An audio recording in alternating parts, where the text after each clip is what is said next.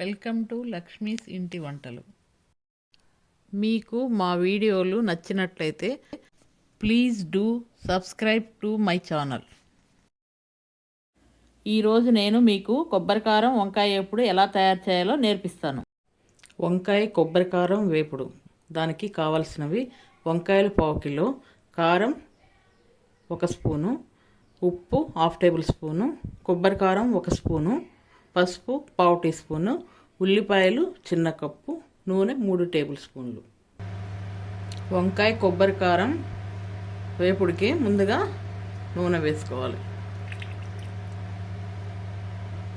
నూనె వేడైన తర్వాత ఉల్లిపాయ ముక్కలు వేసుకోవాలి. ఉల్లిపాయలు కొంచెం వేగిన తర్వాత మనం శుభ్రంగా కడిగి ఉంచుకున్న వంకాయ ముక్కల్ని ఇందులో వేసుకోవాలి. వంకాయ ముక్కలు కరిగి ఉప్పు నీళ్ళలో వేసుకోవాలి.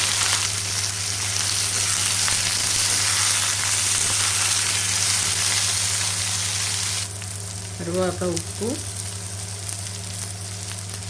పసుపు వేసుకొని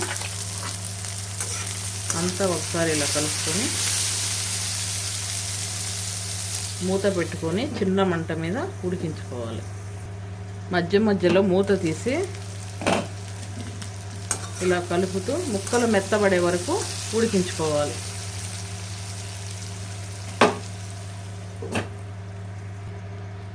ముక్కలు ఇలా ఉడికిన తర్వాత కొబ్బరికారం,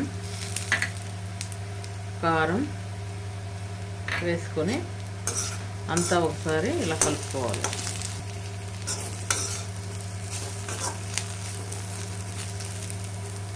మనం కారం, కొబ్బరికారం వేసిన తర్వాత మంట తగ్గించుకొని మాడకుండా ఇలా వేయించుకోవాలి. వంకాయ ముక్కలు బాగా వేగిన తర్వాత స్టవ్ ఆపేసుకోవాలి. అంతే, కొబ్బరికారం వంకాయ ఎప్పుడు రెడీ.